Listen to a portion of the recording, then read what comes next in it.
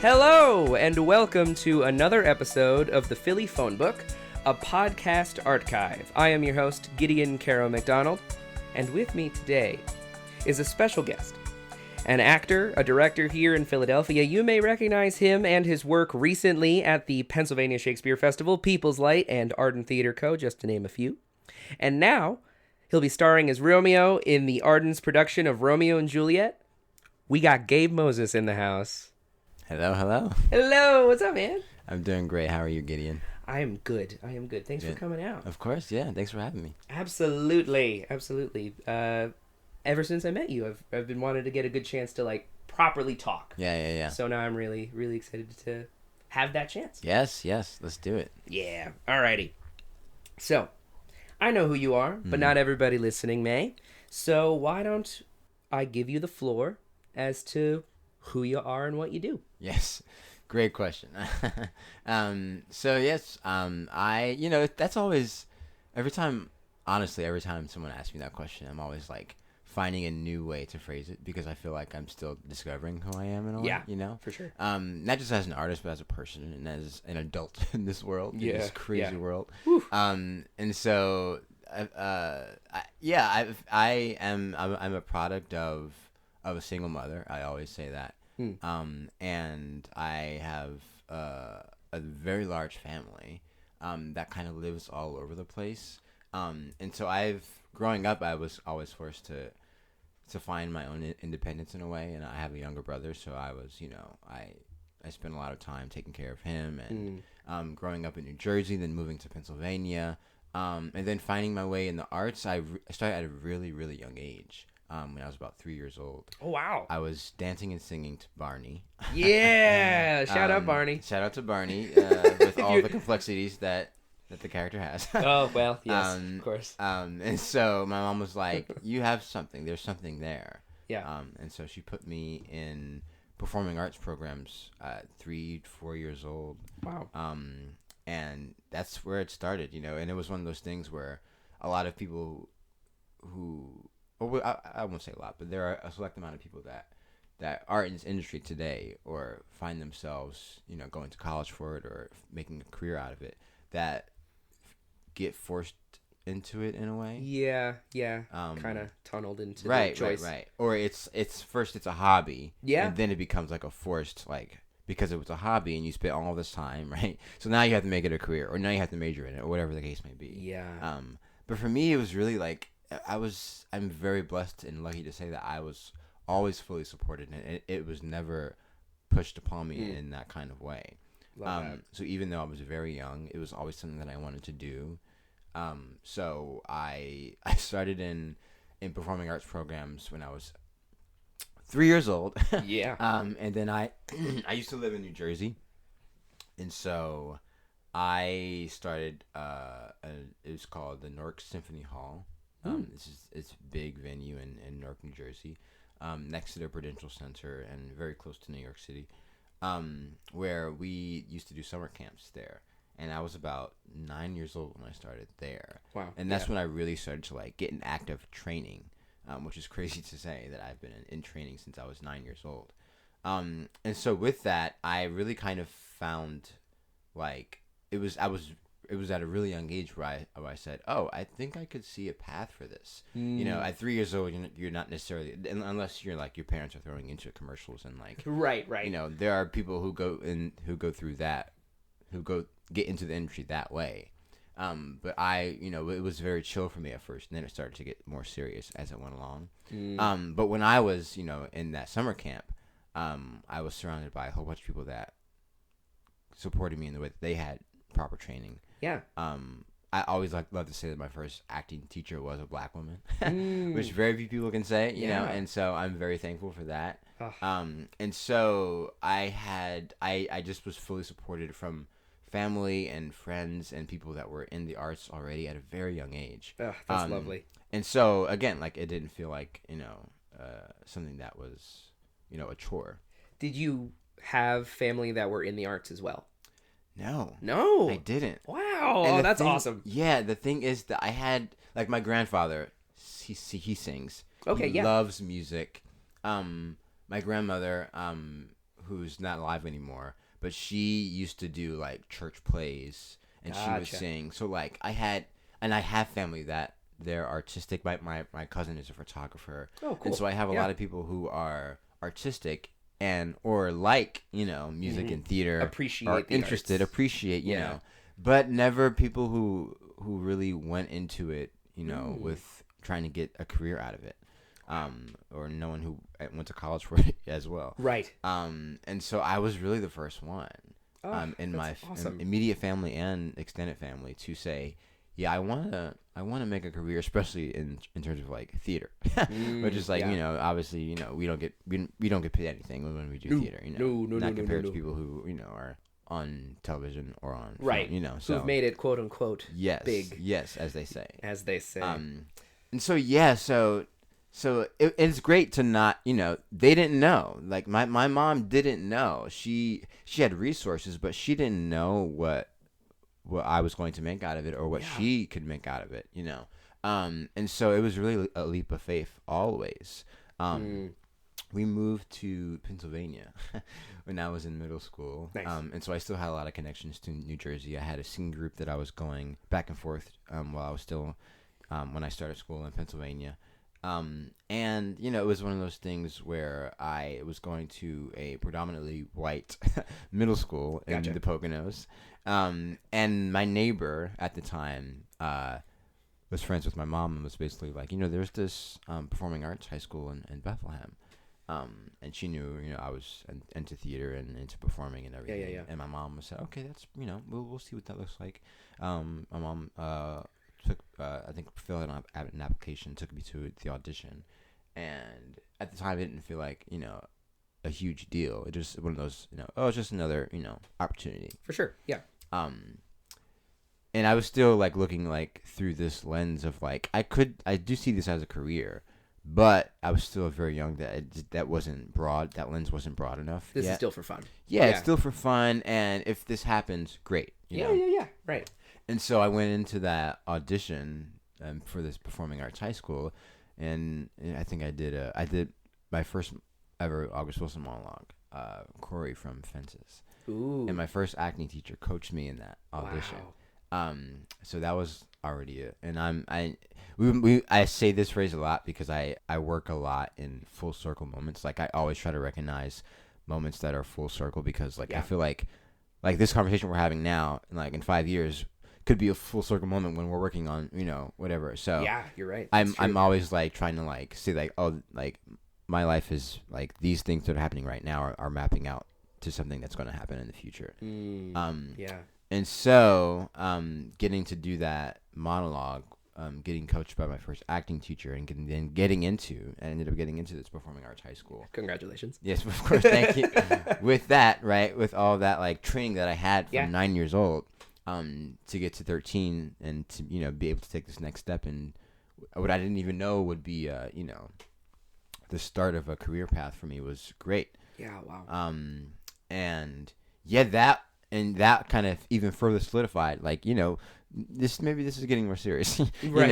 And and at the time it was very competitive. This was my high school is now a little over 20 years old, I think. Gotcha. So when I was there, we were, it was the 10th anniversary of the school. Oh, and so it was still fresh, really fresh and early. And so it was very, very competitive in those first early years to get into that school. And by the time I got to my senior year, we had moved into a bigger building in it, more money and, so it became a little more just like you can audition, but you're almost guaranteed. Yeah. But when I auditioned, it was very much like, they were only accepting like 25 theater students. How big was your graduating class? Less than 200. Yeah. Oh, mine was 60.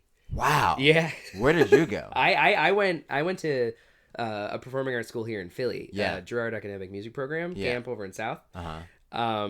And it wasn't. I'm not saying it was like prestigious, hard to get into. Of course.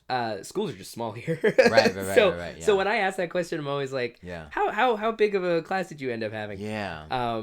But yeah, less than 200 still like, and you get to know people. That. Yeah. That. Like everyone like, and we were kind of like, we were all in our, because there was theater major, there was vocal major, there was dance. Yeah, gotcha. In the early years, there was figure skating, but that was no longer a Whoa. thing. Yeah, figure skating like, as a what? full high school major. High school major. Yeah, That's fascinating. And that ended up dying. And topical. Very much. Yeah. Topical currently. And they had a whole other building. It was crazy. I mean, they had to have a rink. They had to have a rink. That was pretty important. That's yeah. Nuts. Yeah. The idea of having to go to class at an ice skating rink. Yeah. Wild. Wow. Performing arts schools. Yeah. You always surprise me. But yes. But yeah, and it's probably maybe less than 150. Yeah. Wow. I'm probably over exaggerating, but it was very, very small. And so intimate. Very intimate. Yeah. And so, and I had teachers that I went to high school with that were very close to DeSales University. Mm-hmm. When I was a junior in high school, I participated in the Shakespeare competition. Cool. At DeSales. Boom. And so that was my way in there. And I ended up getting scholarships. I did that competition for 2 years, my junior and senior year. My first year I did, what did I do? I did Othello. Oh. 16 years old. I was about to say, I was like, a learned 16-year-old. 16 years old playing Othello. And we did the scene where he kills Desdemona. Gotcha. Wow. So stakes are high. Yeah, stakes are very high. Huge. And I did that for the competition, and I ended up placing second in scenes. Look at that. So they had like monologue category, scene category, and then the schools would have like a team category. Gotcha. Did you do scenes with another person? Like, did you have like a partner? Yeah. Through the process? Right. So I did. We had one partner, and so like there was like maybe like 10 of us from our school. That ended up getting selected to go to the competition. Gotcha. And then so like a few of us did scenes, and some of us did monologues. Wow. In my first year, I did that scene with my partner who played Desdemona. Mm-hmm. And we placed second. And then my second year, I did a monologue, and I did Aaron the Moor from Titus Andronicus. Okay. Yeah. Heavy stuff. Wow. Like, very, very heavy stuff. Bringing it. 17 years old. Yeah. Very right. So. And we'll probably talk about this later, but getting introduced to Shakespeare at a very young age. I bet. In high school, my first Shakespeare monologue, I was 13, 14 years old. Whew. Woo. And so. That's awesome. Yeah, and so I it was, the program was very serious. Like, they didn't shy away from the classics. They didn't shy away from August Wilson. Like, they were getting us into, like, if you want to make a career out of this, here's all the tools you're going to have, that you may not get at any other public school. Yeah, that's amazing. Yeah. Yeah, you weren't doing, like, Mary Poppins. No. Right? Like, because I feel like that's a lot of the theater that people get to start with. Like, and no shade to fun musicals like that, but of course.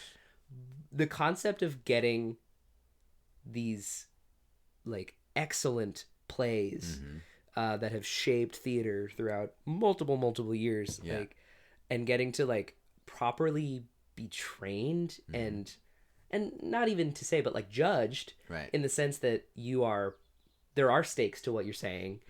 That must have been so important. Yeah. At such a young age. Yeah. It's very rewarding. And the funny thing is that I didn't even recognize how important it was. Oh, yeah. No, I'm sure. Yeah. Not until now, even thinking about it now, I'm just like, I was privileged. I was... Right. I was, I was getting a lot of things that people my age at that time and, and with my background weren't getting. Right. And of course I had already brought in, like, the training that I had growing up as a kid. Of course. But even still, the first musical that I had ever, first full musical that I ever did was Promises. Oh, okay, Have you ever heard of that musical? I have heard of it, yes. Yeah, it's very, like, not as well known. Yeah. I think it's a 60s or 70s. It's an oldie. And then it got revived on Broadway in the 2000s or 2010, something like that. But then from there, my first Shakespeare show, this is my freshman year of high school. Cool. Promises. And then fast forward to my junior year, I did my first Shakespeare show, which was Taming of the Shrew. Ooh. Yeah. So what high school does Taming of the Shrew, right? Yeah, right, yeah. No. My performing arts high school did Taming of the Shrew. That's awesome. And so, just getting introduced to, like, the typical the shows that high schools typically wouldn't do. Yeah. And in the Lehigh Valley, we had a thing where they would do it's called the Freddie Awards. And so, like, an awards show for high school, like similar to the Tony Awards. Yeah. Philly's got the Independence Awards. Right. Yeah. So my high school was not allowed to be. Oh. you were banned. We could not participate in the Freddie Awards. Because you all would have won. Because they thought we would have swept. But who's to say? Who's to say? Who's to say if we could have, Who knows? I mean, you bring in Othello. Yeah. Who knows? Who knows? Right. Yeah. But that's joking. But like, of course, it would have been, very uneven. Yeah. So yeah, and it was great to from the Shakespeare competition to be able to find my way into DeSales University, and I wasn't really looking at schools in New York or like big schools. Yeah. Because again, like I had felt like I was always being connected to places. Like gotcha. I had already had a connection to DeSales from my teachers that were graduates of that school, and sure. having gone to the competition, where I wasn't really looking at too many other schools. And so therefore, after getting scholarships, I was like, well, I might as well audition for DeSales and see what happens. And I did that, and I ended up getting in, and I thought that was the best path for me, especially because of they are the host of the Pennsylvania Shakespeare Festival. Yes. Every summer. And so having done some research and having saw some shows there when I was in high school, I was like, wow, you can get equity, EMC points. You can become an equity membership candidate when that was a thing. Yeah, right. Way back when you can join the EMC program to gain points to join the union. I could be doing that at 18, 19 years old. That felt like a big deal for me. That's a big opportunity, yeah. There weren't a lot of universities that had that resource, you know. Because you would, either have to go to summer stock or audition regionally to be getting that sort of experience. But to be able to go to school and to audition while still in school at my own university, right, felt great. Yeah. So that was really a big factor in me choosing to say yes to that program, regardless of it being in the area in Pennsylvania that it is. Yeah. Voting season was not great over there, just because of the demographic. But all to say, when I was during the summer, I had a great time there because I had a lot of connections to Philly artists. That ended up, again, a full circle moment, bringing me here. So. Oh, awesome. Yeah. So after your time at DeSales, was that when you came to Philly? So yes and no. So I started working in Philly in and out. Okay, right. After I graduated from DeSales. So let's see, where did we start? So 2020, 2021, right? 2020. I was able to intern at the Pennsylvania Shakespeare Festival every year. My freshman, sophomore, junior year. My junior year canceled because of 2020. Oh yes, of course. And so we ended up doing we had like an outdoor kind of theater venue that they created for 2021 when we came back. And so after I graduated, it was tough because I was doing a lot of self-tapes. We weren't doing any in-person auditions, and if so, they were very few and far in between. Mm-hmm. And so I had just been auditioning, and not really knowing that I wasn't living in Philadelphia, so it was hard to come to Philly and get to New York and have those connections in that way that could get me in the room because there were no rooms to get in. Right. We were all on Zoom. Right? Yeah, just emails. Literally. Yeah. So that was really difficult as someone who had felt like I had done all this work to get to this point, and then it just kind of all stopped. Oof. And everything was just like coming back very, very slowly. So I took the opportunity I went to, I don't even remember what this place is called anymore, but I went to this amusement park near Pittsburgh, Idlewild. Ooh, Idlewild. I have not heard of Idlewild. I didn't hear of Idlewild either until I think it was through, oh gosh, I'm not going to remember. But anyway, I was a performer. I went to perform there for about 2 to 3 months. After I graduated, so that like August to September to October. And then from there, I went to apprentice at the Lantern Theater in Philadelphia. Okay, yeah. Shout out Lantern. So that was my first job, like in Philadelphia. Okay, cool. And I did a few Zoom readings. I was connected to Casey McMillan, who's a director, an artistic director here in Philadelphia for Inishnua and Tiny Dynamite. I was connected to Casey through. We did a reading that junior year when COVID canceled the festival. For sure. We did a reading. Our interns that were going to be interning that year at PSF of Two Gentlemen of Verona. Oh, yeah. And so I met Casey through that. She was the director of that Zoom reading that we did. Cool. And so, this is back when we were meeting people on Zoom. You're right. That we had never met before in person. Casey was one of the first directors that I was connected to in Philadelphia through Pennsylvania Shakespeare Festival. And so after I graduated, Casey had, worked at the Lantern before as well, so I had that connection too. So I ended up apprenticing at the Lantern Theater. And their apprenticeship at the time, I don't really know what it is right now, but at the time that they, similar to like what the Arden does and a lot of, like the Walnut and a lot of other, apprenticeships do in Philadelphia, there's at the Lantern wasn't really actor based, wasn't really a performer based apprenticeship. So I got to dabble in a lot of different venues in the theater. Mostly working in the scene shop. Yeah. Just because of, they had a really small season and they were still gearing up to get their season back and rolling in 2020 and going into 2022. So it was really light work, and I had only been there for maybe 4 months. I didn't end up finishing my apprenticeship because I had made a deal with, because I'm so actor and director driven. Yeah. I had made a deal. Is crazy, but I sort of prefaced with, before I started that apprenticeship, saying that I still want to be auditioning. Right. I still, especially as things are getting back up. In 2022 is really when we really started getting into more in-person auditions and things started becoming a little more normal. It took a while, but yeah. I was like, I want to keep auditioning. I want to still seek other jobs, and if something comes up, I would love the opportunity to take it if it feels like the right move and the right timing, and et cetera, et cetera. And so with my connection to Pennsylvania Shakespeare Festival and Matt Pfeiffer, who's a director in the region, I ended up booking a job for the Pennsylvania Shakespeare Festival's Willpower Tour of Julius Caesar. Nice. Right, and so that would have been starting in February and going into April, which would have been obviously cutting right in the middle of my apprenticeship. Right, of that course. was going from October to June. And so I did end up, leaving the apprenticeship and ended up taking that job. Shout out to the Lantern for making me do that.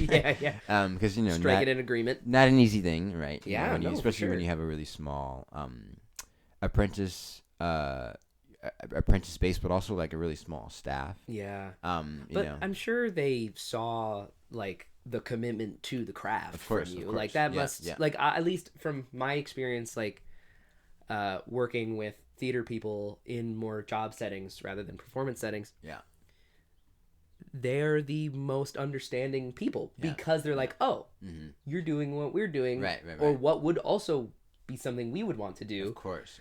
And so it kind of becomes a community that's always supporting itself from the inside. Right, supporting itself. And when you see the passion in someone else and you recognize that spark, Right. It's like, how can you say no? Exactly. How could they say no? How could they say no? But no, so that and that was like the first like acting gig outside of college. Outside of college and outside of like the craziness of the pandemic and being in the heat of it and graduating and not and the unknowing of it all. This was the thing you were prepared for. This was the thing I was prepared for, and the fact that it was at the sales and with people I had knew was great, and I got to go on tour with this Shakespeare show. Obviously my love for Shakespeare, so like it all kind of just like I was able to take a breath. Full circle. When that happened, full circle. Yeah. So that was like the beginning of like, well, at least in my mind, I did my first professional show in 2018 as an intern at PSF. Cool. But for me, this being able to do it after having a degree in my hand, it feels more official. Yeah, it felt more official, and it felt like, okay, now we're really on for the ride. Yeah. Wow. And how was the experience on tour? It was great. Yeah. So I did that. This was 2022. I did that tour twice. So I did that first time around. I did Julius Caesar, and it was great. It was maybe about a month and a half. Okay. But we toured to schools in Pennsylvania, some here in Philadelphia. I think New Jersey and Delaware region a little bit too. It was really great, and I think that was my first time properly on tour. Yeah, I was about to say, yeah, that's exciting stuff. And educational tours, getting to do Shakespeare for middle school and high school students at 7:00, 8:00 in the morning. I always say that if you can do Shakespeare at 7:00 in the morning for audiences that are sometimes sleeping and don't necessarily understand the full scope of what's going on, or don't want to be there, or some that have a little bit of interest but are still kind of like, looking at it from far away, or right. can't really see themselves in it. If you can do that as an artist, as an actor, then I think you can do anything. I really believe that anything is possible. Climbing the mountain. I really think that that's the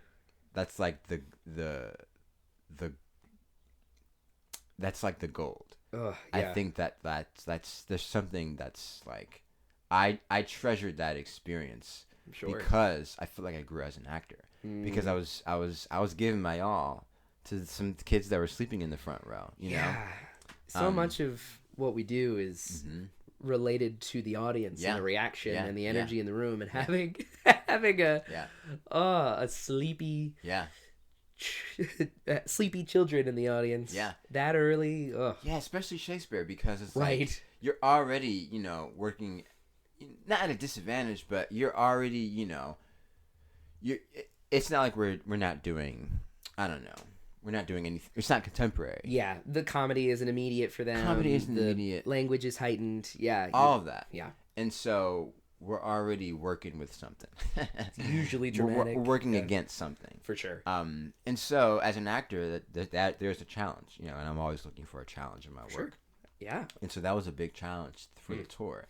And, after we got a few shows in, I was like, we have to do this for ourselves. And of course there were audiences and there were schools that were like so happy we were there and so game to, like, sometimes we got a whole crowd of theater kids, know. And so it was not that it was always that, but that really taught me a lot as an actor, to not rely on the audience, to not have to, even though we do that, we do it for them.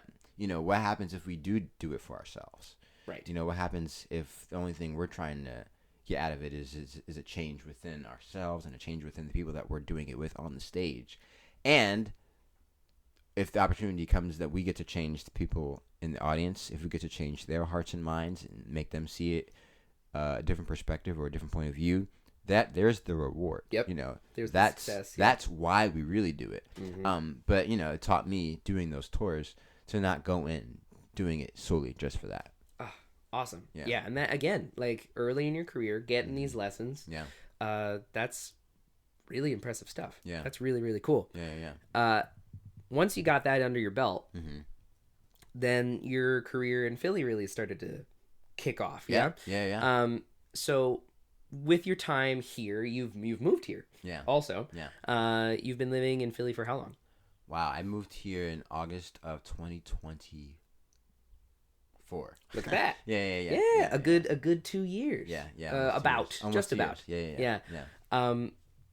How's that experience been? I like to ask guests on the show about the arts culture here specifically. What has that been like to you? Like getting to integrate yourself into that and meet the people. What do you think it strikes you as different or unique about this place? And then what's a lesson that this city has taught you over the time that you've been here? Wow, great.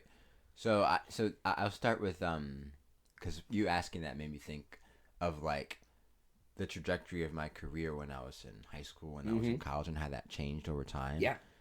And so, when I was in high school, I was like, I'm gonna go to New York, right? I mean, that's yes. Who doesn't say that? Of course, especially when you're in a performing arts high school. It's like you gotta go to New York. That's what everybody's talking about. That's what everyone's. And a lot of people that I went to high school with, we're going to schools in New York and saw careers for themselves in New York. So when I was stuck in Pennsylvania, 15 minutes from my high school, right. I was like, all right, well, I guess Philly's the way. But either way, that I will say that I was in New York and I subbed in New York. I worked in New York for a little bit. I worked in upstate New York. Dip your toe. I had a few odd jobs while I was subletting in New York, for like 3 months, 2 to 3 months. And so like I got that experience, and I'm always, going to New York to see shows. For sure. And what I will say, because this is the biggest like comparing and contrasting cities that I can do because they're so close to each other, for us on the East Coast. Mm-hmm. New York is so broad, and there's so many different avenues. Like you can go to New York to be an actor, and you're not just going in for one specific kind of thing. Like you can go to New York to do straight plays. Yeah. Only. You can go to New York to do musicals only. Yep. You can go to New York to do TV, commercials, film. Like you can go to New York to be an actor in so many different kinds of ways. And not that it's more difficult, or not that it's, I think that how I succeed in Philly and how a lot of people that I see succeed in Philly is that the community here is like, and I haven't spent a lot of time in New York, so I can't speak for the community there.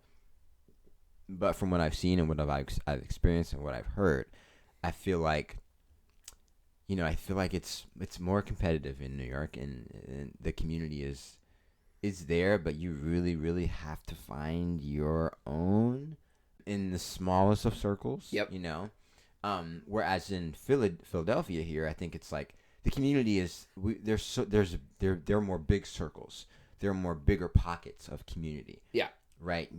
There's a community in Philadelphia as a theater artist where people are just devising work. Like Fringe is a perfect example of that. Fringe is an excellent example. You can be a Philadelphia theater artist and just do that. You don't have to, and that's your community. Yep. And it's broad. It's not, and it doesn't feel small. Whereas in New York, that would feel small. Mm-hmm. That would feel like people who devise work, or people that are like makeshift theater artists doing theater in basements. That would be really, really small. Feel really, really small in New York. Right. Whereas in Philadelphia, that's our thing. Like we know everyone does that, and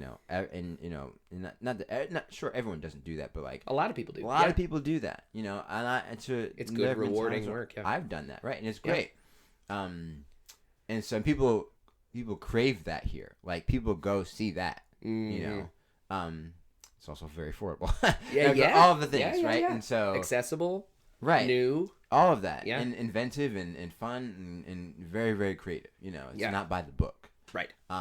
And so all to say that I think that there's such a there's a grittiness to the type of theater in the community that happens in Philadelphia that I personally haven't experienced in New York or anywhere else. Mm-hmm. I feel like people are really down to like just like try not to curse, but like really like get messy. Yeah. Like, people are down to get messy in Philadelphia. Yep. In a creative and fun way that you don't necessarily get to see in New York because it's so commercial, right? Right? It's so, like, it's such a, it's a machine. It's a brand. It's a machine. Yeah. It's fueled by the dollar bills, right?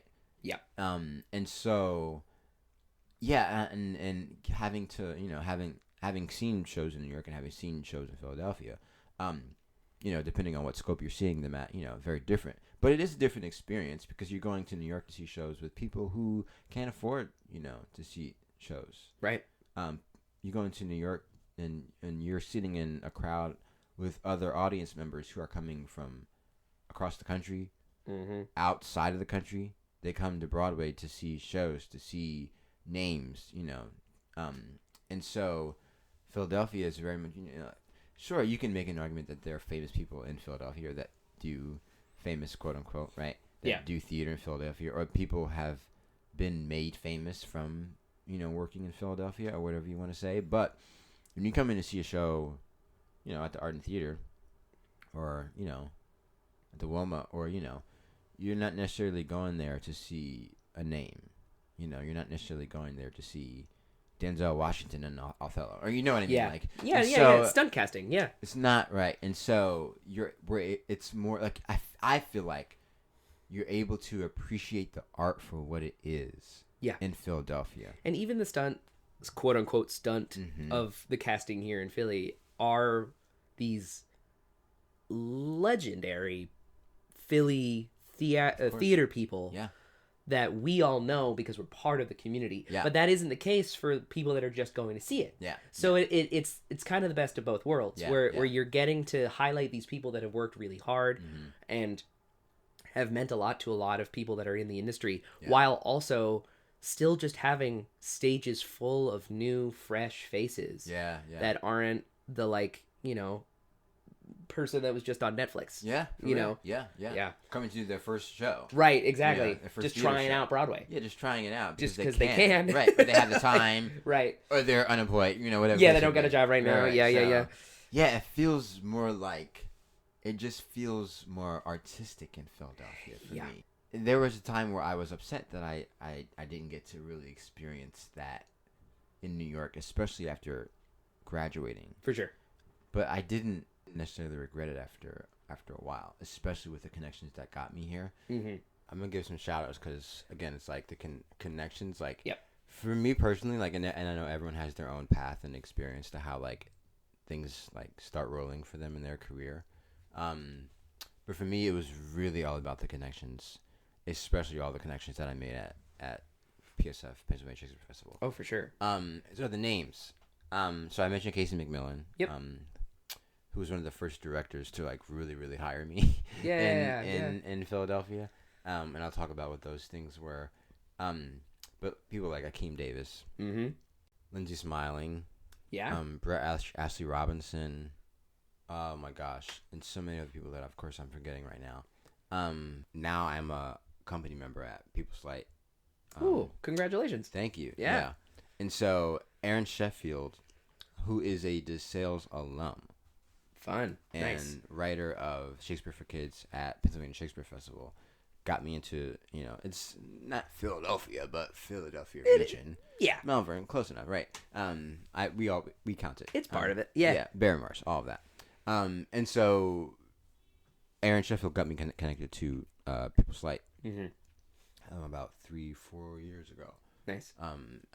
The first thing I ever did there was assistant directing a show. And so, yeah, I'm just trying to think of other people. Matt Pfeiffer, if I didn't mention Matt Pfeiffer already, another director who, you know, is always making me work. Right. And yeah, all these people and more, who I'm sure maybe names will come about as we talk about things. Of course, yeah. Were the foundation of me jumping into a career in Philadelphia. After I did those tours, those two, I did Julius Caesar. Yep. And then that spring, and then I did Hamlet with Matt Pfeiffer again that fall, another tour. That one was a little longer. After that, we're going into 2023. I, at this point, had been going in and out of Philadelphia to do, like, readings with Tiny Dynamite that Casey McMillan was directing and that Brett Ashley Robinson was directing. We did an Oktoberfest reading. We did a Valentine's Day reading. They do these little pop-up readings every year.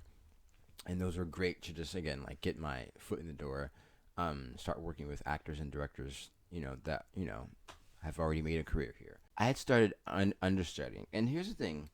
The first, I went to a performing arts high school. I went to college for theater. You've been steeped in it. I've been steeped in it, but I didn't understudy my first show until I was a freshman in college. Yeah. In high school, I was spoiled.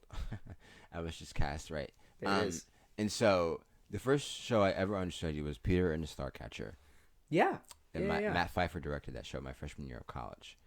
I understudied a little bit more in college, but I hadn't gotten to a point when I really appreciated the art of being an understudy and being a swing until I was one. Until I was getting paid to be one. Yeah, you know? the money helps. Yes, exactly. So I did a lot, and I'm still doing. But in my early years in Philadelphia, I was doing a lot of understudy work. And I think I not only did I grow as an actor, but I think I have. And I don't want to use the P word, perfect, because that's not what I. But strengthened. Thank you. Yeah. I strengthened my artistic skills, from being an understudy. For sure. Yeah. So this is flash forwarding a little bit, but Jonathan Silver, who's the associate artist director at the Arden. Shout out Silver. Shout out. He saw me in a production at Pennsylvania Shakespeare Festival. Okay. Of Much Ado About Nothing. Yep. Akeem Davis was in that. Oh, love, yeah. He was Benedict, and Matt Pfeiffer directed, and I was playing Claudio in that production. Jonathan Silver saw me in that production. I think it was in 2022, 2023. And a few years later, getting an email saying, "Hey, Akeem, we're looking for understudies for the Lehman trilogy at the Arden Theatre, and we're looking for someone to understudy Akeem Davis, and he recommended you, and I'm reaching out. Oh, awesome. I saw you in Much Ado About Nothing, so I would love to get a chance to talk to you if you're interested in coming in to understudy this production." And it's one of those things where as an actor, it's a privilege to get an email that doesn't require you to audition. Yeah, that's a privilege, and that has only happened a few times for me. And so that was like, I feel like it was a big deal for sure. And so I ended up having a phone call with Johnny, and I ended up saying yes to understudying in this. And if you don't know the Lehman trilogy, this is a 3.5-hour play with 3 actors. And I will say, we didn't even get to talk about, which we can, but we didn't even talk about my experience as a director. But oh yeah, we'll get to it. During this time, when I was understudying this production, I had just finished, and I was finishing directing my first musical. In Allentown at the Civic Theater. Amy Misbehaving, I was directing that. And nice. I was going back and forth to Philly for those last few weeks to get, acquainted with the script and the rehearsals and everything that was going on. And so that was probably, and still is to this day, the biggest thing that I've ever understudied. And that was also probably the scariest I've ever been. Oh, I bet. Oh. Not just on a stage, but in a rehearsal room or in my bedroom looking at the script, being like, how am I going to... like, we had to learn how to speak, I'm forgetting. And this is one of those things where, like, if you ask me to say a line from that show, I could not tell you. Right, it's all out. It's all because it was just one of those things where it's like, how like you like cramming for a test. Yeah, right. And it's just like, you'll retain some of it, but you're not going to retain all of it, especially in the long term. You prepared for the one moment. The night before, right? The night before. And so, not that I did that, but it was similar. It was a similar experience to like trying to get all of this down in the span of a few weeks. This 3.5-hour play, and this is something that the Arden did that they don't usually do, and I don't know if they ever will again. But the 3 of us understudies were guaranteed a performance. Oh, wow! And so, in my agreement, right, in my contract, it was listed. You're going to go on for at least one performance. Interesting. Date TBD. Might be able to do that with small shows. Yeah, I can see that. Right. And that was their. I think they were testing that out and seeing like, how can we make this work for a 3-person show? Give them a break. Imagine having a two show day for a 3.5-hour play. Oh, it's like that's your day. That's your day. I mean, the Arden currently. Myself also having understudy experience with them, as we both know, has the understudy approval runs now, which is this like one big show that all of the understudies do together. Right. Did you have that as well? I did have that as well. Okay, cool. And so is that on top of fascinating actually doing the show with Scott Greer and Charlie Del Marcel, who were my counterparts when I went on for Akeem. And so... talk about just being thrown into a life-altering experience for me. And this was 2 years ago. Yeah. And so to think about that, not that was like the pivotal moment of my career, but for me, that taught me a lot about the art of understudying and the art of like being ready and the art of showing up. Yep. Especially because I was scared, I was really scared, and I wouldn't admit it at the time because I was just trying to get through it. For sure. I was finishing directing a musical. I wasn't living in Philadelphia at the time, so there was that obstacle as well of trying to get to the city. I moved later that year, And so, and just the hardest show I've ever had to do, let alone understudy, getting thrown in with not as much rehearsal as all of them had. Yep.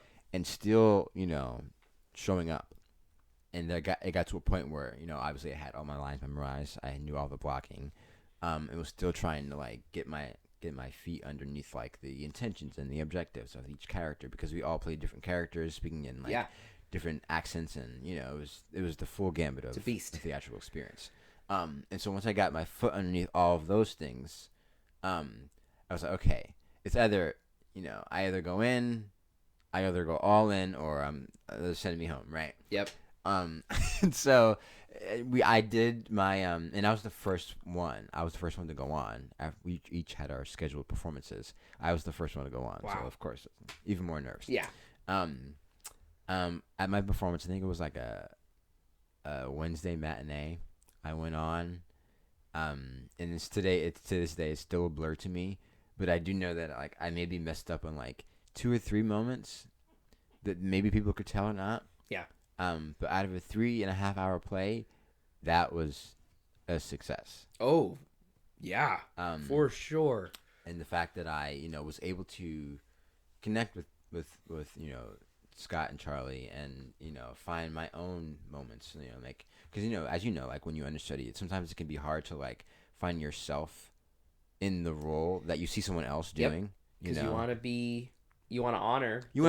The person on stage is doing. Right. And also, like what people in the room have created. Yep. And so you don't always have that much wiggle room and freedom. Yep. Personal freedom. Yeah. To bring your own choices, and there's a few processes that where you can for sure.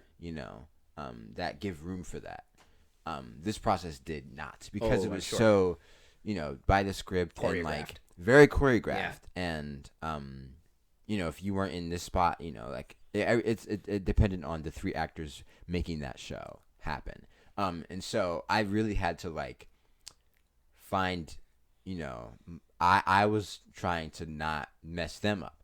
Right. I was trying to, make it easy for them. Keep the show going. Because they've done this, that many times, and I'm coming in, doing it for the first time fully, with everything. Yeah. And so that just taught me, I'll just say that that process just taught me a lot about like how to show up and how to, just be at the ready. And I understudied before that, and I've understudied after that. But that was kind of like, the moment where I said, okay, that's formative. Yeah. Yeah. Let's get it together. Yeah. Yeah. I would love to, now that we've talked about it a bit, deep dive a little into your process as an actor. Like what has worked for you. What's the approach? Obviously it's different depending on the project, right? Yeah. But like when you first step into the room, new cast, show you've never done before, script in hand for the first time, what is a process that you live by that's going to get you through it? Or at least right at the start? Sure. I'll say that my process has changed over the years drastically. Of course. Yeah. But I will say that, okay, so I used to be the type of actor, especially when I was in high school and college, and even like trickling into like my earlier moments in my career. I was the type of actor that I would like, once I got the script, I would look at all my lines, right? Skip everyone else's, go to all my scenes, read them out loud, figure out how I wanted to say them, and just, it was very just kind of just like, not performative in a way, but like I was just like, I was trying for sure to bring life to it. I was trying to make it good. I was trying. And then I got to a point, where I said, okay, like, what is theater? Theater is a live art form. Theater is kinesthetic. Theater is, it's the reward of theater is being able to perform it for a live audience. Yeah. The reward of theater is being able to do it a few times. It's not, you don't get one take, you get so many different takes. Yep. And for me, like, and especially now, my process now, like the first take starts at the first read through, and the last take starts at the closing performance. Love that. Yeah. Before, it would be the first take would be when I got the script, and I was looking over my lines and I was going over how I would say my lines. First take for yourself. Right, first take for myself. But then I got to a point where I realized, and directors helped me along the way, but as I was growing into myself as an actor, I realized that, there is room for being present. There is room for listening. Listening is its own art within itself. Oh, yeah. I have a director that says if you have a good scene partner, they will act the scene for you. All you have to do is show up and listen. Mm-hmm. And so I got to a point where I just started showing up and listening. And of course I did my work. I memorized my lines. I did my character work, all that stuff. But it really got to, and this is really simple, but it got to a point where I just started listening and being present, like for real. Because I was doing that in a way before, but it wasn't authentic. The thing too is, like, when you grow up doing theater from 3 years old to 9 years old to going to performing arts high school, it's for me, like, I felt like, not that like I ever found it, but like I lost the thrill of it as it pertains to, like, this is happening in real time. You don't have to be a robot, right? Yeah. You don't have to, so I think that over time I needed to shake all that off. I needed to shake those old habits off. So my process is right now, we'll talk about R&J, but for anything, my process is to, like, of course, look at my script, but when I'm memorizing lines now, I do it very monotone. Okay. I don't try to add any inflection, or I don't try to like, of course, like, I'm like, I need to know what I'm saying. Yeah. And I need to know what my objective is and, like, what my actions are and all of those important things that you learn in, fundamentals of acting. But I'm really, and it can be difficult, especially with Shakespeare. Oh yeah. When, like, the text and the language is your best friend. Mm-hmm. You need that, right? And of course, in anything you're doing in theater, you need that. But when it's heightened language and poetry, it can be more difficult. But it's really working against the grain when you're saying, all right, I'm just going to see the words on the page, and then when I get into the room, I'm going to allow all the work that I did on my character and the given circumstances to infuse the things that are coming out of my mouth. Cool. Yeah. And so I've gotten to a point now where I've been able to obviously be more present and listen, but also allow the work to work upon me and to wash over me, so that I'm not getting in the way of it. Yes. Because of how I've tried to prescribe how I want to say it, or how I know it should be said, or how I think the director wants to see it. Right. Right. I'm trying to just allow the work to be what it is, and to also trust that I am enough, and that I am in the room because I am enough. Right. I'm good enough. You're not proving yourself to the people. I don't have to prove myself anymore. That's what the audition's for. Right. And even the audition, I've been working towards, like, just like allowing that to not be as, the stakes don't have to be that high. Yeah. And it's, of course, it's difficult when you're trying to make a living out of this thing. Yeah, so, this is a job. I'm auditioning to get this job. Yep. So there's that factor too. But the more I've been auditioning and the more I've been in rooms, I've been really trying to allow myself to just let go and to just allow the work to just, like, do what it will. Yeah. And when I've done that, and I think that's why. I went from being an understudy a lot, and there were times when I was like, why am I just understudying? Why am I understudying? And not to say that understudying is a bad thing, but no, not at all. Yeah. That we obviously need understudies. Somebody, like, it's like, that's the people that keep theater going, mostly the people that are not on stage, especially understudies in the crew, and, like, people that are not people that you see when you go to see a show. Yeah, they're the people making the show happen.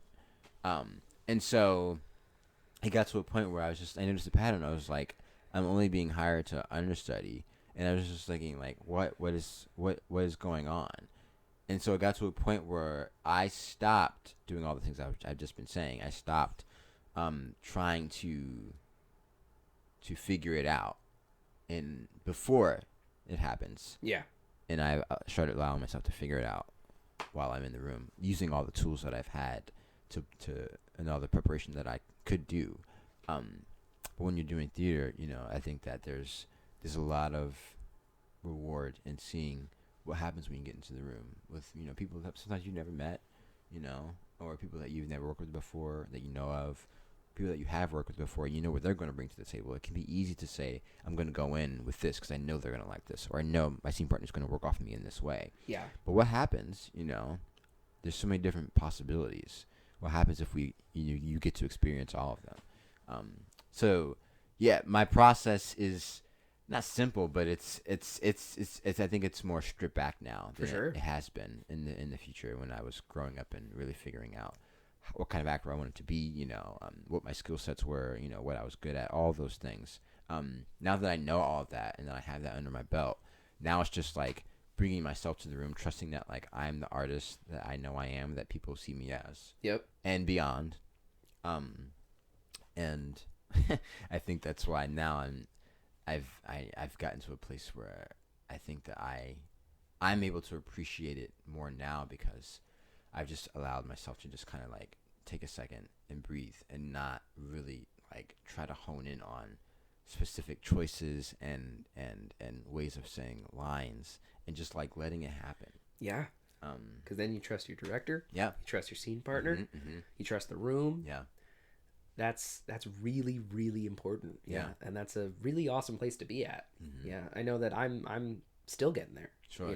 Early in my career, finding these moments of like, okay, just let the people around you do the work that they're doing. Yeah. Because everyone, once you let go, once the whole room let goes, you really feel the story breathe. Something different happens. Something new.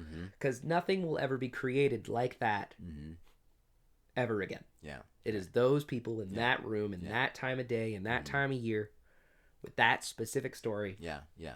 It's a time capsule. Yeah. It's really, really cool. And it only feels natural once you let it happen. Right. Something special about that. Yeah. And if you allow yourself to get in a way that I've done, sometimes I still do. Not saying that I'm... Yeah, no, that is a human... I perfected that. Right, yeah. I'm still working on that, but that has been, something that has allowed me to breathe. Yeah. And so when that happens, it's a gift.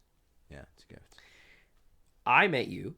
Yeah. Doing Rent. Yeah. At the Arden this past year. Yeah. I was your understudy, which was lovely. Yeah. Thank you for the guidance that you provided during that time. You were great. That part was so fun. Yeah, it was really we got to be ensemble. Yes. Primarily, the one that always comes to mind is the Squeegee Man. Such a blast. Yeah. But with how would you say your approach is to such a popular musical? You also did recent work at People's Light with Christmas Carol. Yeah. Arguably even more familiar. Of course, right. And like we were talking about, getting to experience Shakespeare shows that are done constantly. Using your actor brain, but also your director brain. Like, what do you think makes putting on a show that is so familiar to an audience special? Yeah. And like worthwhile to you. Yeah, that's great. I think that the biggest thing for me is especially with Shakespeare, right, because these texts are centuries, right? Centuries old. I mean, Rent is just a few decades old. I think it's 30 years now. Yes, it is. And so with things like that, like period pieces, quote unquote, right, which Rent is now, to a lot of people, or not everyone, it's why are we still doing it? Like what is a show about AIDS, a show about belonging, about community, about finding yourself? What is that a show that takes place in the 1990s? What does that say about how we're living in 2026?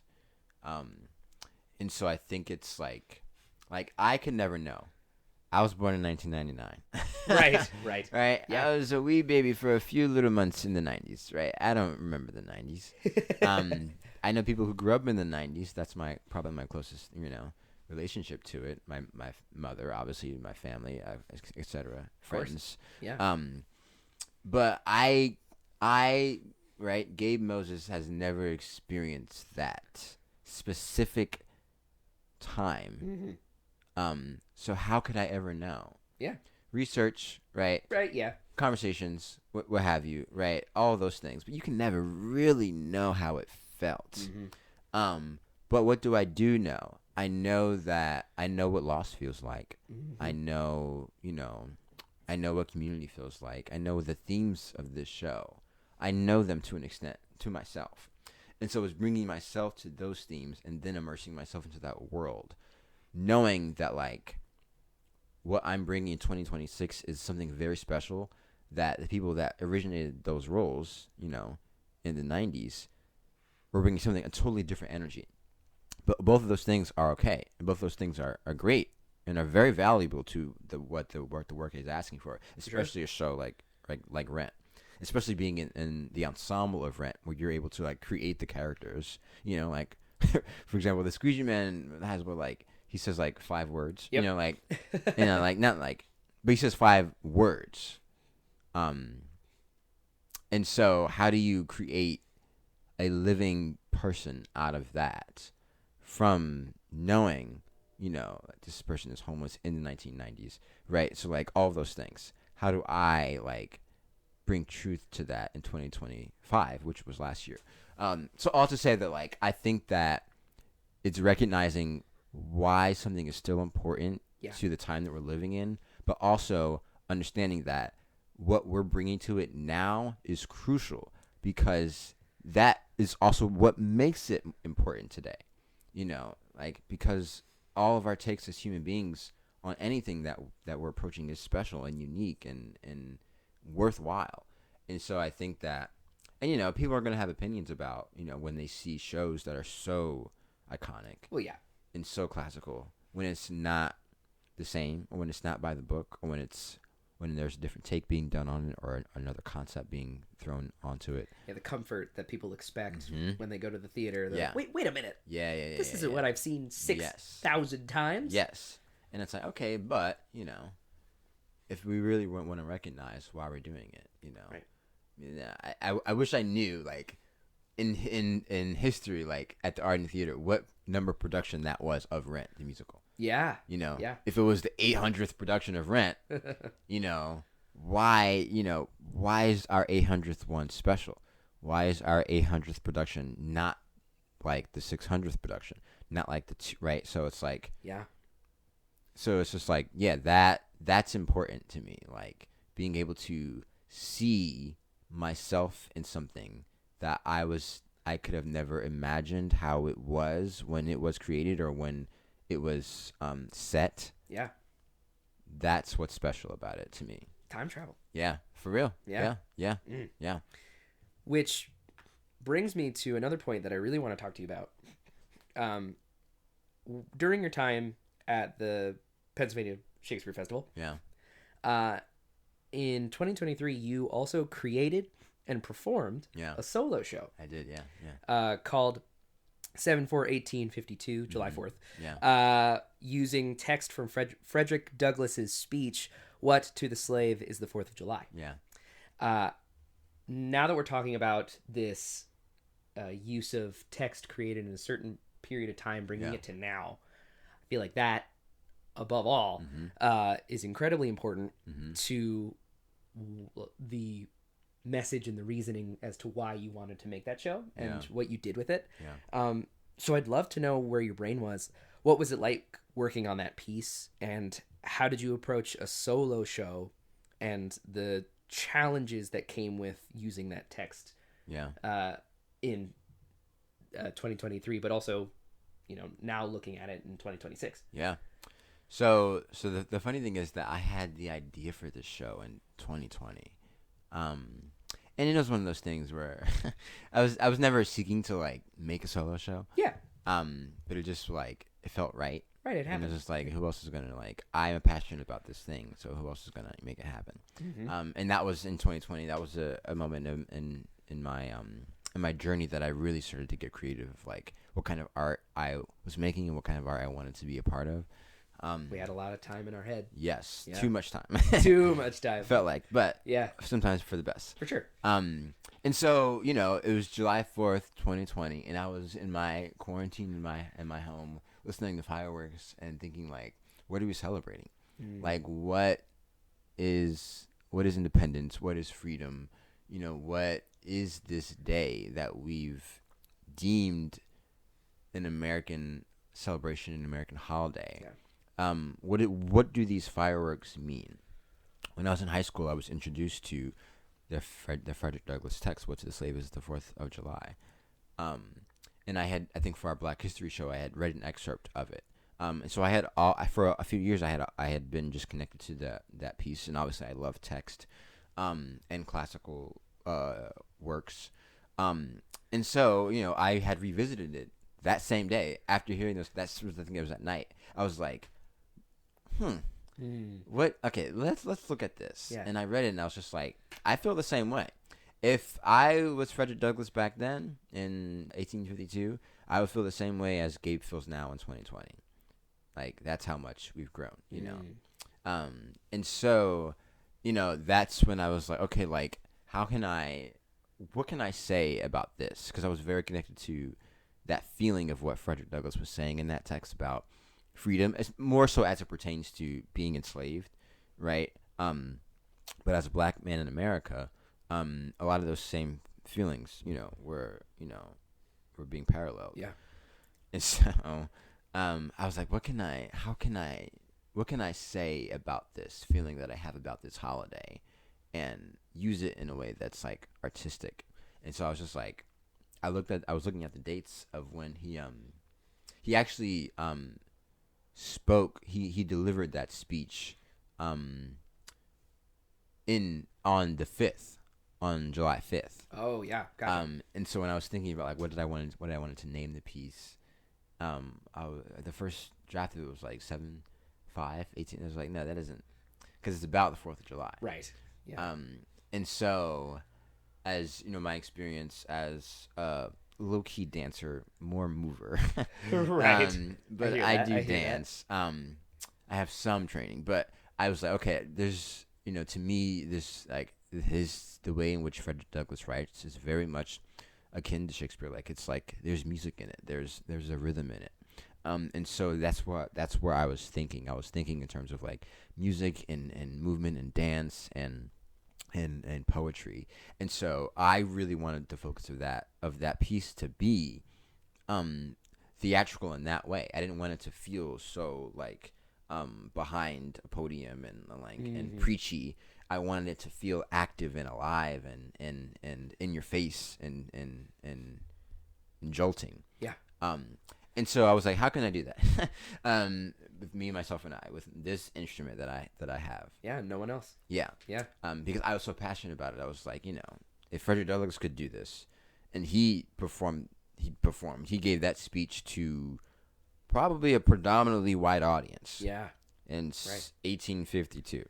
Like, can you imagine? Oof. And so I was like, if he could do it, like, what, you know, I got it easy.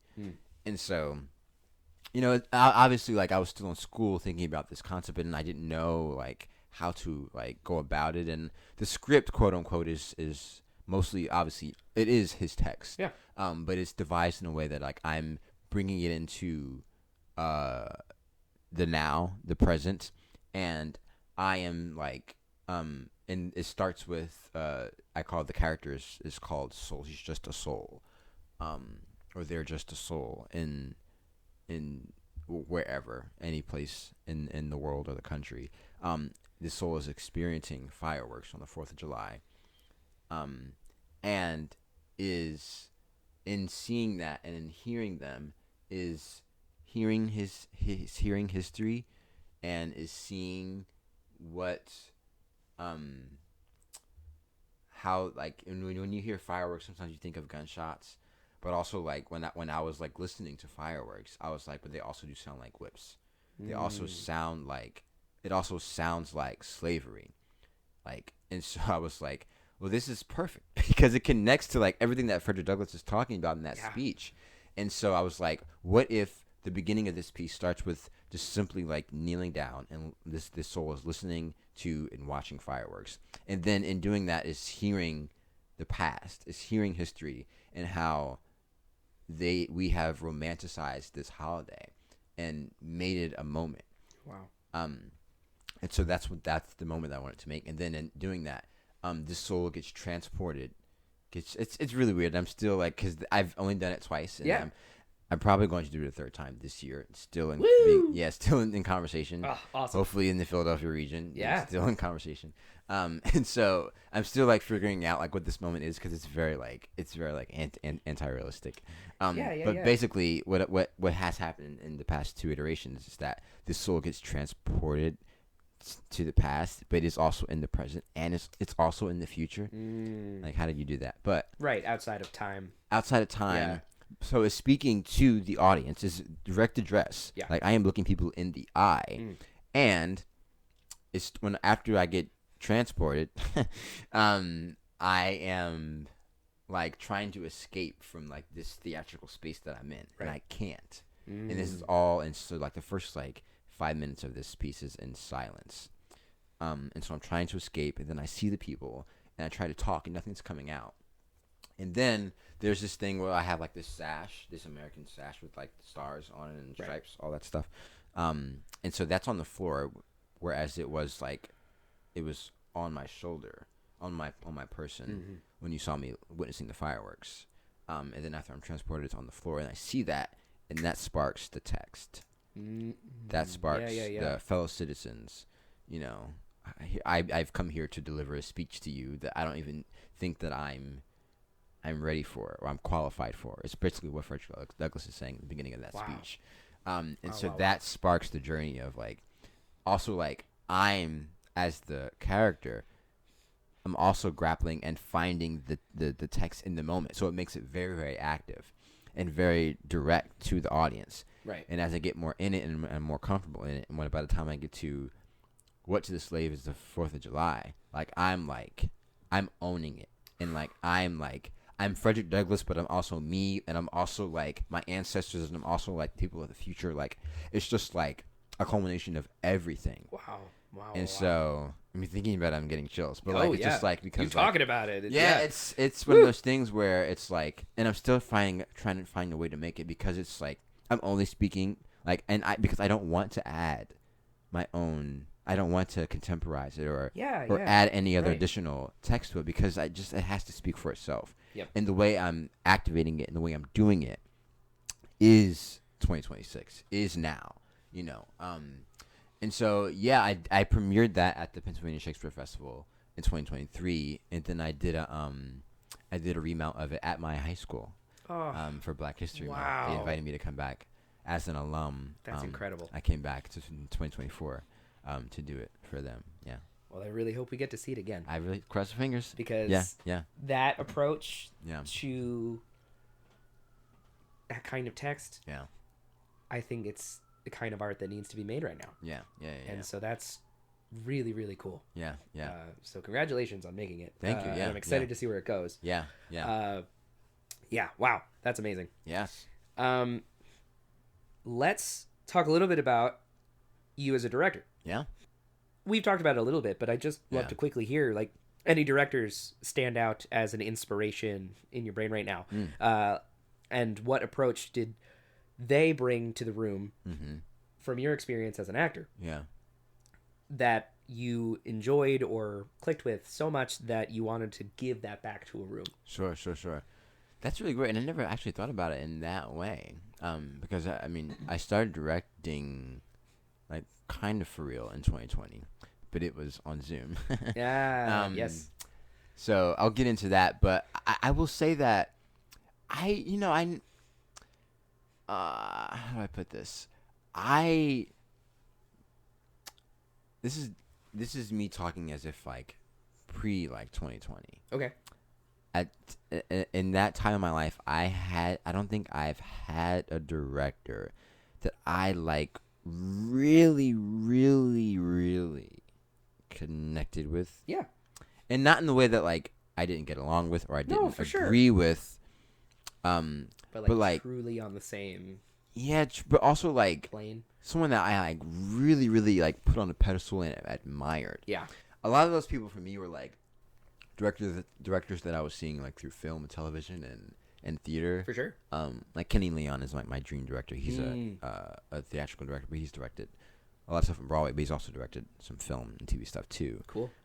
He's like the director in my brain that like, if I could be a director, I would be a Kenny Leon, you know, or if I could work with any director as an actor, I would want to be in Kenny Leon's room.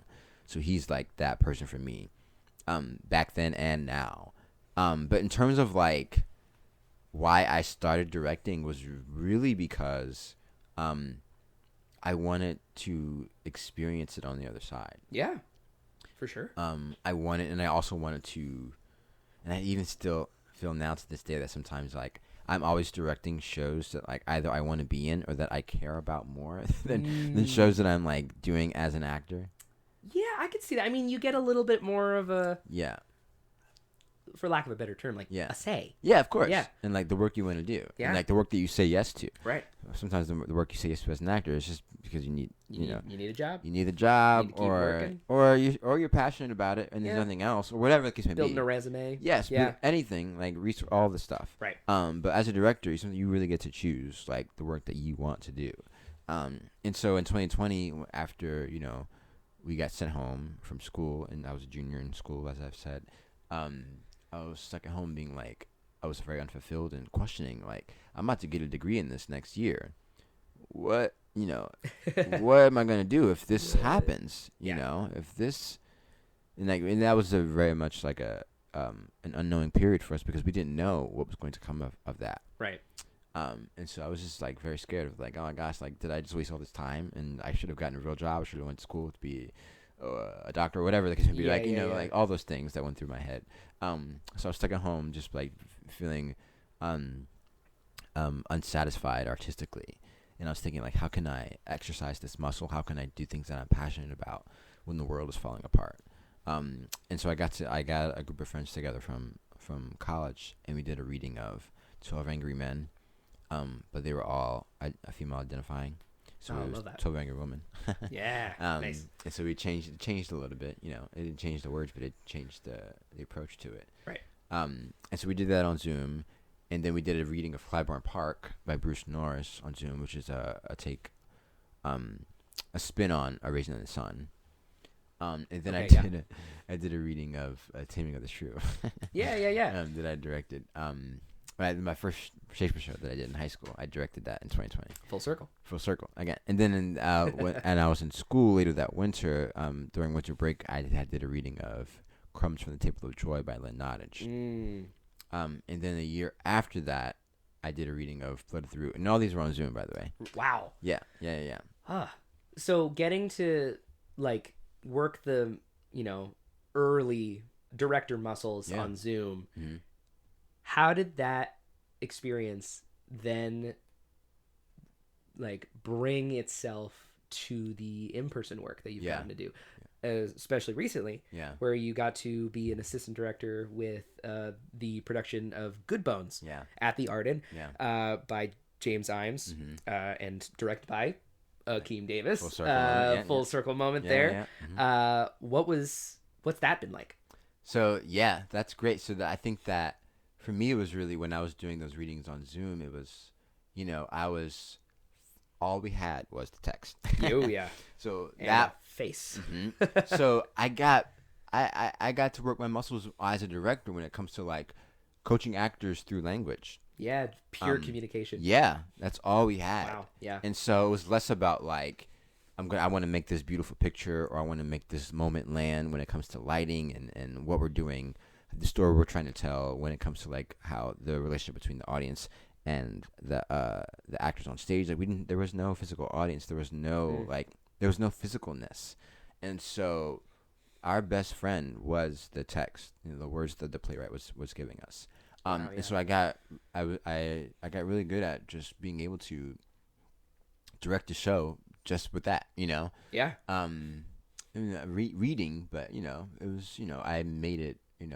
Like I think I called them live theatrical play readings because when I did them, they were like some people do like virtual readings and they're like recorded, but mine's were like people were coming into our Zoom or people were streaming the YouTube, but it was all live. Oh yeah. So they were live readings, so it did feel like a closest thing to theater as we could get. Right. You know, but still being in quarantine or being in your bedroom having your screen, right?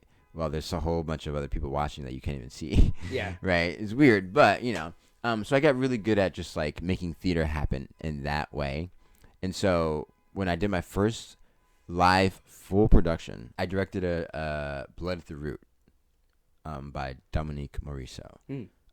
Beautiful play and really, like, it's based on a true story.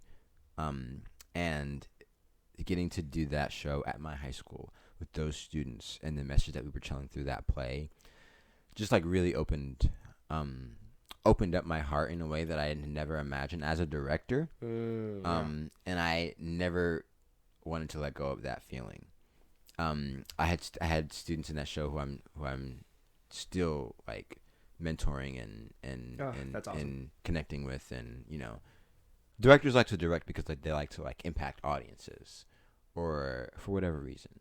But I think that for me, like before that, I was in that brain of like trying to like reach an audience with the message. But when I directed that show, which was my first full production, I found that like as a director, you also get to impact the people that you're working with. Yeah. Leave an impression. Yeah, leave an impression, and I think at the first rehearsal I told those students that I didn't have this when I was in school, and I was in your shoes. I didn't have an alum come back to direct a show, and I didn't have any black directors. And I was 23 at the time. Yeah. And so very young, and so like they really I saw myself in them, they saw themselves in me. And so it was really a give and take, and we were teaching each other. And so like of course I went in with that play because I knew that I wanted to reach, you know, the people that were going to come see these kids in the show. But I also, you know, went in with that play because I knew it would impact them, and I could, you know, leave an impression on them in that way too. Wow. Yeah. So that kind of changed the trajectory of being a director for me. Right after that, a few months after that, I directed my first musical, Ain't Misbehavin', at the Civic Theater of Allentown. Which, you know, completely different beast. Right. And that kind of like I was able to exercise my skills as like a choreographer and like making pictures and like the whole aesthetic of it all as a director. And I did that with Blood at the Root as well, but even more like I just got to like I feel like I got to exercise different parts of myself. But all to say, I forget what we even incited this question. How did these experiences now inform getting to be in a room with Akeem Davis again? Yes, with Good Bones, and a story that you know about Philadelphia, about the Black experience, about gentrification, and like the tight knit culture of those four characters. How was that experience getting to like see someone like Akeem do the job with a piece by James Iams, who is, you know, huge right now and telling incredible stories, and getting to be like on the ground floor of these like new works. Like how does that experience feel to you right now? Yeah, it feels great. It feels amazing. I think that what I was able to bring to that process, obviously all of the things that I've just talked about led me to that experience in a way that in the rehearsals, I would be, as a director, you know, you're always watching, you're all watching. But as an assistant director, which I've done probably 3 or 4 times now, my head is in the script. Yeah. So I'm like, all right, but this character says this. Right. So if they say this, they can't do that, right? Or if they do that, but they say this, it's not going to align, right? Or whatever the case may be. So I was really much like being in Akeem's ear, being like, they say this, so what does that mean? And of course, like my text work with directing actors in that way really helped. You know, I bet, in this because process. You're so focused. On the one. So I was like really leaning on the language in this play. That's awesome. And that helped. But there were also moments where, especially once we got into tech, where I was like, maybe this picture could be better if, you know, or this moment could be better if, you know, they wait to cross there, or, you know. So I was able to help in those two ways of like the picture of it all, but also like making sure everything was justified by what was on the page. Nice. Especially when you have a player like James Iams, you gotta honor what he's doing, and we really were able to honor, and Akeem, of course, was a big factor in all of that. But I was so glad for all the moments where I was able to give my 2 cents. Yeah. It's an excellent production. Really, yeah, and it's still running. And it's still running. Go see it. Yeah. By the time this is out, I think it'll still be running. Probably still have another week or two left. Yeah. Yeah. Amazing.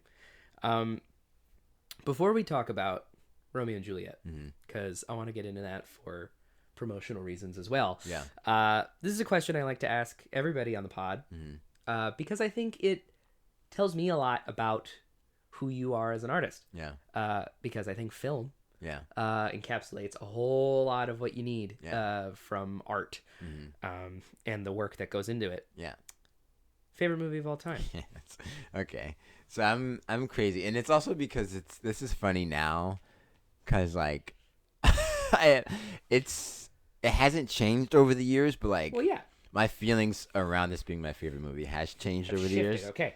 So I'll say my favorite movie of all time is Coming to America. Boom. There it is. Because number one, Eddie Murphy, and Eddie Murphy in his prime. He's excellent. Yeah. In this film. Yeah. Like I rewatched it again recently. Okay. Yeah.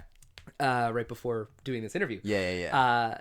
He's so funny, but also so grounded as a dramatic actor in that film. I was just like, dang, dude. Yeah.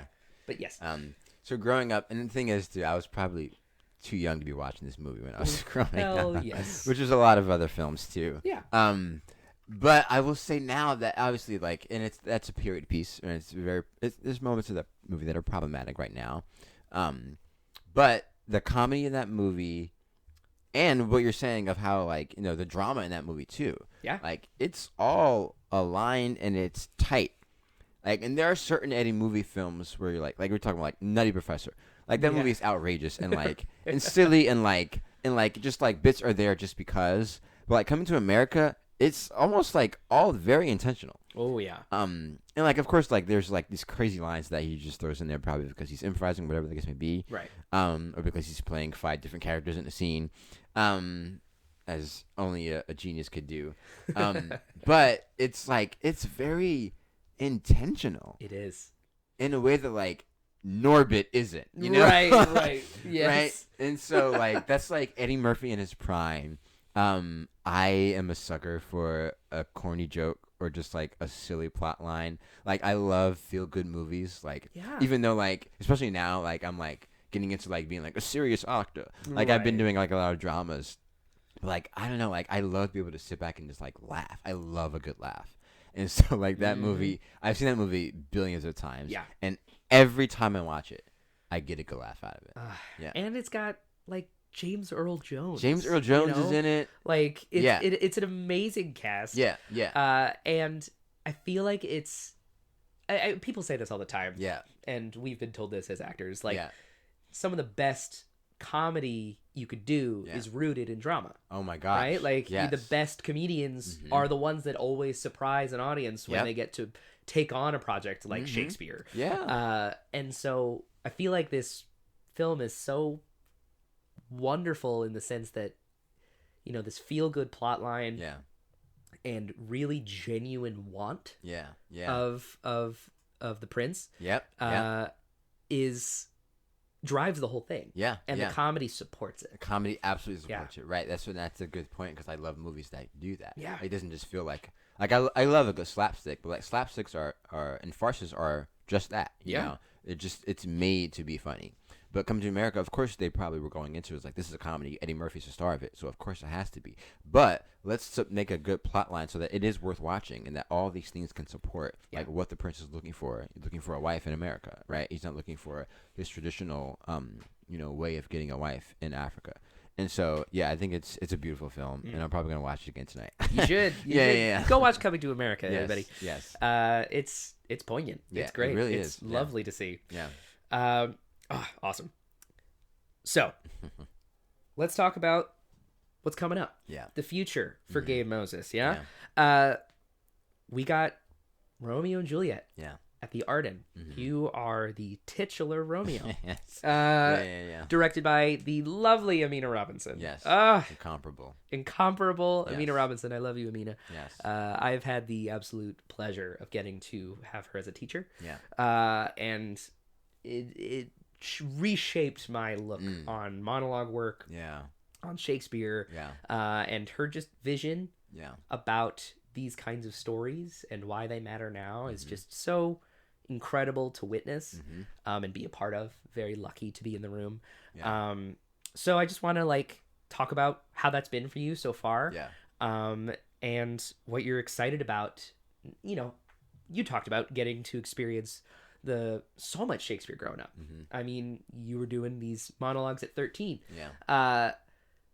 Now that you've had all of this Shakespeare, all this text work, all of these shedding of habits, you get to approach a character like Romeo in a room like this. How has that been, and what are you excited about, and what have you already noticed that feels different from other Shakespeare you've worked on? Whew. So much. Just based on that last, so much. Yeah. Wow. So this process, and I'm still very much in the thick of it. Oh yeah. And so I know we talked outside of this that I'm still processing. That first week of rehearsal, I was just processing. Yeah. Because it's one of those things there are certain processes where you really the process is everything. When I got the phone call that I was doing this role, that they wanted me to do this role, I was just thinking because and I'll say that I've been wanting to work with Amina Robinson for years. Ooh, yeah. So it's not just that I was excited about, but I was also just excited about the process. And there are certain shows where you're just I can't wait for the production. When we did Rent, I was I can't wait to do this show for an audience. Oh yeah. I can't wait for the production. It's Rent. Yeah. Right. They're gonna come in knowing that, and they're gonna be excited and all the above. But for this process, when I got the call from Romeo and Juliet, I was I cannot wait for that first day, that first read through, that designer run. I was excited about the process, tech. I was I can't wait to just live in it. Just live in it, and then and discover and find all the things that I'm going to find, that I'm still working on at this moment. And so that's where I started with it. And being in it is it's almost life-changing in the way that I've never experienced Shakespeare in this way. Awesome. First off, I'll say that I've been doing Shakespeare for 10 years now, but this is the first time I've ever played a titular role. And this is my first lead role in a few years. And for it to be with Amina at the helm is everything to me. Yeah. Because, first of all, I'll say this: very few times I get to have a black director in a room. Right. Very few times I get to have a black woman director in the room. Oof, yeah. And let alone having a black woman direct me in Shakespeare. I feel like every time I've been in a Shakespeare production, it's been directed by a white man. And so I'll start with I'll kind of go backwards a little bit to say when I went into the audition for this, and it wasn't even, this was the audition, not even the callback. I was in that room with 3 black people behind the table. And I'll spill the beans and say that I went into this audition and I was I'm gonna go big or I'm gonna go home. Hey, yeah. I went into this audition and I did "Oh, what a rogue and peasant slave am I" from Hamlet. Yes. And me, maybe 2 years ago, 5 years ago, 10 years ago, would have never went into an audition with a Hamlet. Especially when I've never even done. I learned that monologue for that audition, and it was one of those things where I was just because I was at that point in my career where I was I'm trusting the work. I'm not gonna fabricate what I'm going to do in that audition. I learned the monologue. I did my work on it. And I just went in and I played and I had fun. And again, I'm spilling the beans because I don't like to talk about my audition experience, and at least in this kind of setting, for sure. Other people are gonna hear it. Right. Some of my friends know this, but Amina Robinson was blown away. Like I had never experienced an audition where a director was like just like kind of just staring at me like gagged, mouth open, and she was just like, and I think it's one of those things where she just wasn't expecting, and we'd known each other. She saw me in Rent, like I was supposed to assistant direct the show that she did at the Lancer, but I didn't get to do that because of the Shakespeare tour that I did. And so like there have been moments where like we were like almost supposed to work together, but we didn't. Passing. Very much passing, saying hello as we go. Yeah. So I had known her through passing. I had a few conversations with her. Right. I had been in her rooms before, but never worked with her, and she's never really seen me like work either. And so like I think that was a moment for both of us. We were just like, yeah, I've been waiting for years to do this for you. Puzzle piece. Right. It just kind of just like fit right there. And little did I know that in doing that, like I was like in my head, I was like, oh, I'll probably could be called in for a Benvolio or Mercutio or like typical like one of the like the friends or the side, just because I had never like even growing up. This is again going back, but I had in college, high school and college, I was never like the lover character. I was always playing the old man. I was like I was like the quote unquote character actor. Yeah. And I still am to some extent, but for sure. I don't love that phrase. I don't love that label, but I take it as a compliment, as in like I have different tools that I can use as an actor that work well with a lot of different roles. So like when I got the call back, I was just like, oh, like they see me as that. Right. No, they see me like black people see me in the way that white people didn't see me in a way in Shakespeare. And I mean Claudio is maybe another. He's not the titular role, but Claudio was the closest thing that I played to right, the romantic character in a Shakespeare show.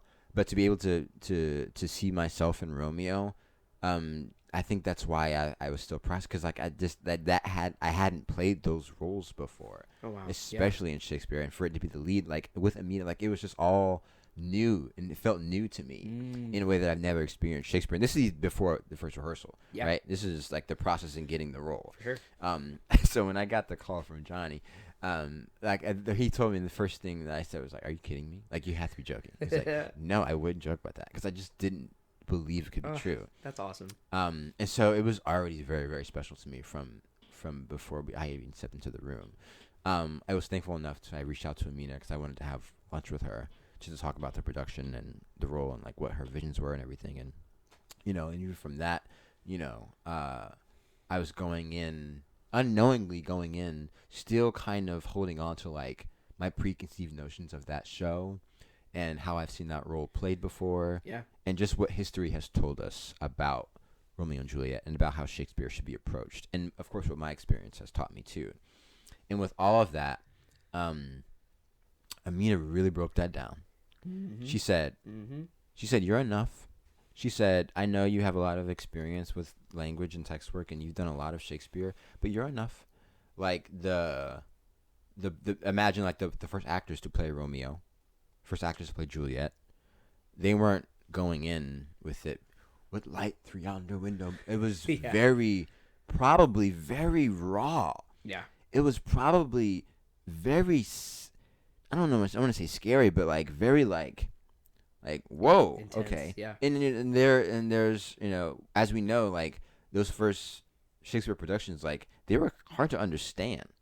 Yeah. Like just because of the way people talked back then and the way and what the language was asking for, they were hard to understand. And so what those actors had to go through, like they would go to rehearsal, quote unquote, with just their lines, so like it was a completely different way of approaching Shakespeare back then when it was first being produced.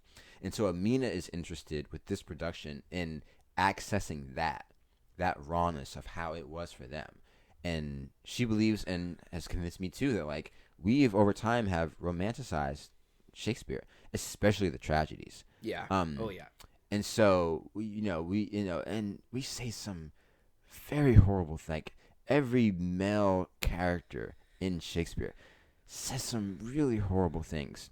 There are some nice ones, But like even the nice ones say really horrible things. Yeah. Even the lovers, like the Romeos, and they really say crazy things, especially about women and objectifying them and their bodies and what their duties, quote unquote, are, and etc. So it's like she's interested in that. And she's also interested in setting it right in this world, kind of what we were talking about earlier, and being able to say that like 2026, we're living in that kind of world, in this ugly, violent world, in a different way than what they were living in when they were first producing Shakespeare. But how can we bring that to the material? Yeah. And so with this production, she's like, you be you, but I want to look at the hard side of Romeo. I want to navigate the world in which Romeo was forced to grow up in, where he had to be a man, where he couldn't be 15, 16 years old because he's out here killing people. Yeah. Like what 15-year-old is out here killing people in the streets. Yeah. And able to still find love through that. And so she's interested in like starting off as like this just like man who's really out for lust, doesn't really know what love is, like Rosalind is an interesting character because obviously she's not seen in the show, but she's talked about. Yep. And in our production, Amina it's a very intentional adaptation and cut of the script.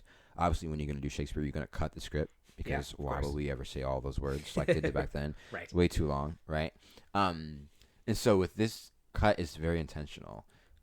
She's taking a lot of the softness out of it, because she's interested in the violent world that these characters were forced to live in, and the beauty that can come out of that. And so in our production, it's starting off as a very hard-hearted boy that gets cracked, that gets opened, and it gets to find his inner child again. And so I'll also say that I've never experienced Shakespeare in this way. Woo! Like I'm always used to, and I can talk hours about like of course, yeah. what this role and what this production is going to be and what Amina has created and the vibes in the room. But it's like she's been able to make me think about this material in a completely different way. Yeah. That's really changing how I'm probably going to approach everything that I do, even outside of Shakespeare. And so I'm really excited, and we got like another right now as we're recording this. We got another week. Like we're about to go into tech this week, so we got another week before we have an audience. And so I'm really cherishing the process, and I think like I've been able to find my footing in this version, because I was going in thinking of it was going to be Romeo and Juliet, Right. But it's Romeo and Juliet, right? Like she's like she's real, making it like real. Yeah. This and is real. You're gonna see real people on that stage, and that's all to Amina's credit. Yeah. Woo! Yeah, well, yeah. if that gets you excited, like it does me, please, please, please go support Gabe and this incredible cast in Romeo and Juliet. It will be on March 12th through April 4th, Yes. with possible extensions. Maybe. Yeah. With the Arden. Who knows? Yes. And previews are right before that, and it's gonna be an absolute blast. I have the pleasure of still being in this room as an understudy, Yes. and getting to see this cast do what they need to do, and Amina work. It's just been excellent. Yeah. So congratulations, man. Thank you. This is so awesome. Yeah. Well, with that on the horizon, Mm-hmm. what else is next, do you think? What does this next year bring for Gabe? Artistically, collaboratively? Yeah. And a question I like to ask is, what does legacy mean to you? Personally, artistically? Yeah. What's the future hold for you, man? Great. So in short term, so I'm like I was saying, there could be another production of my solo show coming up soon in the summer, Cool. either June or July. Lovely. Hopefully we'll know in the next month or two. That's happening around Philadelphia, if not in, maybe we'll see. So that's on the horizon, and then I'm also as a company member at People's Light Theater in Malvern. I'm going to be in talks with them about what I'm going to be doing there next season. Awesome. Which is really great. And there's a few titles that have been thrown up in the air and directors that I'm really excited about. So hopefully that'll be information about that will be coming out very soon as we're getting into this next season, closing this theater season. And yeah, I mean, even now sitting here talking to you about directing, I'm like, I want to get back behind the table. Yeah. You know, it's been great to be able to be an assistant director these past few years. I haven't directed. The last show I directed was the musical. Right. 2 years ago. And so after having a whole bunch of more experience as an actor, I really want to get back behind the table, especially get into theaters in Philly that will have me be the helm of a production in the next few years. You know, I'm not looking for that to be like a now thing. Like I still want to prioritize my acting career, but I would love to get back behind the table and direct a piece. Yeah. A piece very, very soon. That's awesome. Yeah. So, you know, who knows? And this artist life is very, you know, this freelance artist life is not the easiest. Gig to gig. You know, and I do like little side jobs here and there, but it's like, it's tough. Yeah. That's just being real. But you're doing it. Tough. It's happening. You're doing it. I'm doing it. Yeah. And when in these moments, especially like during Romeo and Juliet, when these moments happen, the process is cherishing that is what's, what keeps me going. Oh, for sure. Keeps me looking for jobs. And in terms of legacy, I think that for me, especially right now and at this point in my life, I think that legacy is carrying out my ancestors' dreams. I think it's living a life that they couldn't live and the life that they've paved for me. Yeah. Just knowing the privilege that I have in living in my black body in 2026, that alone is legacy. Yeah. Being able to live in this world and not have as many worries as my great grandfather and mothers did, or just people in my lineage that I don't even know. Like, there's that PBS show, Roots. It's talking about people famous people go on there and talk about like their roots. Yep. Like I want to do that one day and be like, these are all the people that I like. What if I'm connected to Frederick Douglass in a way that like wouldn't that be awesome? We share the same blood. Like who knows? Could be. But like I feel that like there are certain people in history that I'm connected to that I don't even know, and that like legacy for me and them is like being able to carry out like what they couldn't do or continue what they didn't finish. The Arden, just talking about the Arden, they just did the mountaintop, and there's a phrase that Keem was in, shout out, and there's a phrase too in that show that is like they repeat. It's called like they say pass the torch, and so that's been ringing in my ear recently, just like being able to pass the torch and then take the torch and do something with the torch. Right. Being light able to light something up. And even if you're not the leader, right, how can you be a follower in a positive way, right? How can we carry on what all the people that came before us couldn't do, especially when it comes to my personal lineage and my own Black history and my family and people that are connected to that. Like I really want to like get more connected to that as I get older, and just continue to carry out all the things that I know my ancestors weren't able to do in an easy way. So yeah, there it is. Yeah, that's beautiful, Gabe. Yeah, thank you. Thank you for sharing. Yeah, of course. And you're doing a great job already. We're trying. You are. You are. Thank you. Reminder. Well, with that. Yes. You ready for a quick lightning round? Let's do it. Alrighty. Hopefully I'm ready. Here we go. Okay. Favorite place to eat in Philly? Pinyin. Ooh. In Old City. Nice. It's become one of my favorite spots. Yeah. Good. A store you could walk around in for hours here in Philly. Honestly, it's not one store, but the Fashion District. Okay, yeah. Yeah, and it's probably because I pass through there all the time. Bring back malls. And I'm always going. I'm always going to Auntie Anne's. Oh. Yeah. Big shout out. Guilty pleasure. Yeah. Go-to song in your book. All Reliable. go-to song in my book. For auditions? Yeah. Oh my gosh. Now it's Real Life from Tick Tick Boom. Ooh. Yeah. That's a good one. Yeah. Ah, nice. Yeah. Dream role you've been manifesting. One you haven't played yet. Okay. Maybe it's two, but I may be getting a little too old for for one of them. The first one is Dominique Morisseau's Pipeline's character Omari that monologue I've done for years. He's 18-year-old in high school, so maybe. But then the other one is Brandon Jacob Jenkins' new play Purpose.